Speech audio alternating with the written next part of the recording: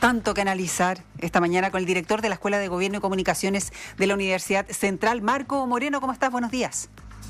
Hola Loreto, Pablo, ¿cómo estás? Muy buenos días. Buenos días, Marco. Bueno, hablábamos con Loreto, nunca en una elección hay perdedores, pero la primaria deja muchas conclusiones. Tal vez no hay que ser tan tajante, pero claramente, Marco, hay un concepto que está dando vuelta, esto de la fatiga electoral. Por la participación. Claro. Sí, claro. Bueno, se expresó ayer, si bien es cierto, las primarias son un mecanismo para resolver las disputas entre candidatos, son voluntarias, ¿no? El año 2016 votó el 5,5%, el año 2020 con pandemia votó el 4,3%, y como ustedes decían, este año el 6,19%. El rango en promedio de participación de las primarias se mueve entre 5 y 10%, ¿no? Desde ese punto de vista, claro, el foco no debiera estar tanto en el análisis sobre la participación, sino que, como ustedes decían, respecto de por qué la gente no está queriendo participar, ¿no? O sea, hay fatiga electoral, hemos pasado por varias 5 o 6 elecciones en los últimos años y eso termina agotando a los ciudadanos. Y el otro dato interesante es que el resultado que se obtuvo ayer no se puede proyectar tan linealmente a lo que vaya a pasar el 26 y 27 de octubre si tenemos elecciones en 2 días. ¿Por qué? Porque ayer votaron fundamentalmente militantes, simpatizantes de esos candidatos o candidatas, ¿no? Y por lo tanto ese electorado es distinto al electorado que va a sufragar en octubre. En octubre va a sufragar lo que se llama el votante medio, ¿no? El promedio del chileno y la chilena, el votante medio, y también se incorporan a votar los llamados nuevos electores obligados, ¿no? Aquellos que la obligatoriedad del voto, ¿no es cierto?, los va a llevar a votar probablemente por primera vez o porque nunca antes habían estado interesados en hacerlo, y por lo tanto es distinto el electorado que va a sufragar en octubre al que se ganó, o por lo que ganaron ayer las elecciones, ¿no? Y por lo tanto ese es un elemento interesante que tenemos que tener en cuenta.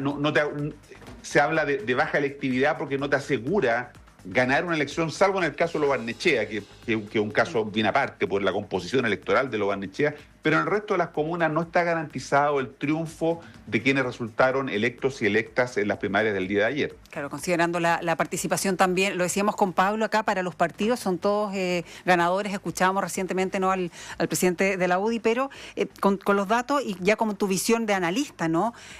Porque, a ver, casos más emblemáticos, tú mencionabas Lo Barnechea, Peñalolén también es otro de los que se ha mencionado, Providencia, Valparaíso, pero a grosso modo, ¿quién dirías tú que sale más perjudicado de estas elecciones?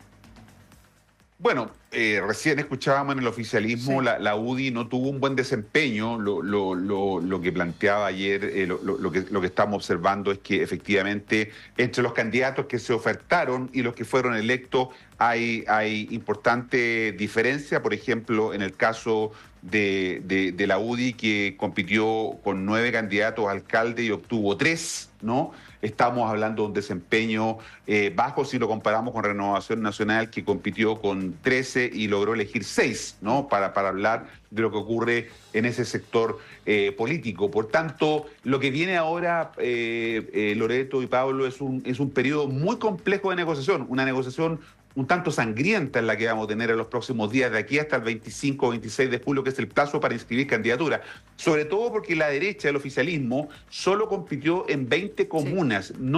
Y dejó sin resolver, imagínense ustedes, cerca de 320 comunas tiene que resolver en estos próximos días. No tiene que resolver el tema de las gobernaciones regionales, donde también solo compitieron en 2, por lo tanto van a tener que resolver sobre 14 elecciones. El Partido Republicano ha dicho que va a llevar candidato en las 16 regiones, por lo tanto desplazaron la negociación para este periodo, y eso va a ser un periodo complejo. En el otro lado, en el lado del oficialismo, también hay algunos que fueron derrotados. La Democracia Cristiana tuvo un mal desempeño en términos de candidatos que llevaba para competir en las alcaldías, solo logró tener 3, ¿no? Y por lo tanto muchos han planteado que es uno de los partidos que salió fuertemente perjudicado, porque llevaba 19 candidatos para competir en estas primarias y logró obtener 3, ¿no? Se instala un poco la victoria simbólica, diría yo, del Frente Amplio y del Partido Comunista, así a nivel de los números, sobre el socialismo democrático, ¿no? Vamos a decir que de alguna manera eso es, pero ojo, todo esto con un voto, con un elector distinto del que va a votar en octubre. Eso es muy importante dejarlo claro. Los electores de ahora eran militantes fundamentalmente y simpatizantes, adherentes a los candidatos. En octubre vamos a votar todas y todos porque es con voto obligatorio esa elección. Sí. Ahora, hay una sensación, Marco, y esto claramente desde la interpretación. Uno escucha las distintas vocerías, los distintos análisis, las conclusiones que sacan los conglomerados, los partidos, pero estos no aseguran los triunfos precisamente en la alcaldía. Una cosa es lograr estar en la papeleta y la otra es como atribuirse un triunfo proyectándolo a octubre. Claro, eso se llama, Pablo, problema de electividad, ¿no? Y las primarias de este tipo, que son primarias voluntarias, tienen esa dificultad de baja electividad porque no te garantiza, ni siquiera, por ejemplo, Carla Rubilar. Carla Rubilar Claro. sacó una muy buena votación en Puente Alto, ¿no? Sobre el 80% de los votos. Pero imagínense ustedes que se inscriba de aquí al 25 de julio un candidato independiente. Se dice que el concejal Felipe Sandón no estaría juntando los patrocinios para poder competir. Entonces, ahí se va a introducir otro elemento porque va a ir un candidato que podría dividir la votación que históricamente ha habido en Puente Alto vinculada al senador José Manuel Sandón. No se podría dividir esa votación y por lo tanto el resultado podría ser incierto. Habría que ver si el desempeño del candidato alcalde del Partido Socialista que salió electo en Puente Alto podría tener una buena performance para lograr aprovecharse de esta división que va a haber en el electorado. Por eso es bien importante que los auditores comprendan esta idea que tú planteabas, Pablo, ¿no es cierto?, de que no se asegura la electividad, ¿no? Porque quienes votaron ayer, domingo, no son los mismos que van a votar en el mes de octubre, porque en octubre votamos todos y por lo tanto eso puede hacer... Y eso hace que el escenario todavía sea un poco abierto, ¿no? E incierto respecto de lo que vamos a ver en las elecciones del mes de octubre. Claro, en ningún caso es proyectable a lo que podría pasar, porque muchos dicen primarias es como la gran encuesta, pero con esta participación y todo lo que tú nos comentas, no es que se pueda proyectar a lo que va a suceder en octubre.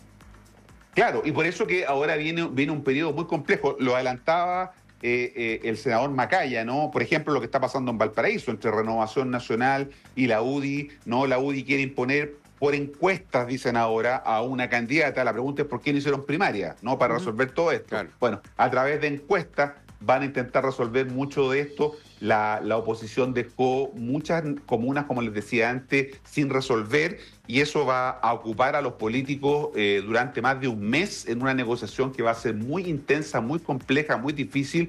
El problema es que van a estar negociando, a los políticos les gusta esto de la negociación, y los ciudadanos dicen, bueno, ¿y cuándo se dedican a resolver los problemas de la gente, ¿no? Exacto. Porque los políticos les gusta resolver los problemas de la política. Este es un problema de la política, la negociación. Pero la pregunta es qué pasa con la salud, con las pensiones, con la seguridad, ¿no? Que son los problemas que la gente prioriza. Ahí hay un divorcio, hay una falta de sintonía fina que es lo que los políticos tienen que prestarle atención, porque si se van a encerrar en las próximas semanas a negociar las plantillas para las elecciones, van a descuidar lo que es más importante, que es atender, ¿no es cierto?, las urgencias sociales. Y además, claro, perdona, otro argumento para que no es proyectable es que por esencia las primarias son de partidos. Los partidos hacen los pactos, se ponen de acuerdo. A eso quería llevar un poco también el análisis, Loreto, con Marco. En el fondo es no hacer la pega, po. Porque en el fondo la primaria te sirve o le sirve a los partidos para decir, a ver, este es el sondeo, ya, este candidato podría tener opciones, pero al final es una instancia democrática que se va desvirtuando, porque los partidos políticos no quieren hacer trabajo de las encuestas y ahora sí utilizan encuestas. O pueden hacerlo, pero para la gente es algo netamente de partido. Exacto. O sea, hay que ver la cantidad de independientes que salieron también.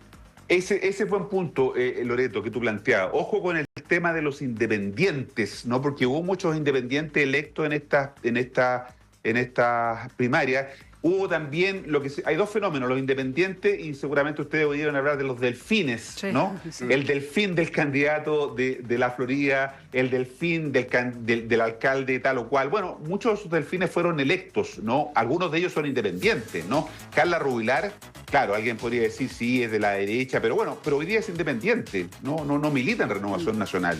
No sé si va a echar a militar mañana, pero el candidato Reyes, por ejemplo, electo en la Florida, es independiente, ¿no? Sí. Y los alcaldes lograron sacar a sus delfines, salvo en pocas comunas, y una de ellas es la que mencionaba Pablo, Peñalolén, Claro. ¿no? La alcaldesa de Peñalolén, Carolina Leitado, no pudo hacer que su delfín, su candidato, ¿no?, fuera electo en estas primarias, ¿no? Allí se dividió la votación que había probablemente tenido Carolina Leitado porque ella era demócrata cristiana, renunció al partido, apoyó un candidato independiente y el partido colocó a su concejala, ¿no es cierto?, para ser candidata y perdieron frente al candidato del Frente Amplio, Miguel Concha, que había sido ya candidato de las elecciones para alcaldes pasadas y había tenido una buena votación. Entonces, de alguna manera está cosechando lo que había sembrado, pero este fenómeno de los independientes y los delfines es interesante en estas elecciones. Vamos a seguir hablando de estas primarias. Entonces, Marco Moreno, director de la Escuela de Gobierno y Comunicaciones de la Universidad Central. Muchas gracias, como siempre, Marco. Buenos días. Gracias a ustedes, que estén muy bien. Chao, Marco, Chao. que esté muy bien.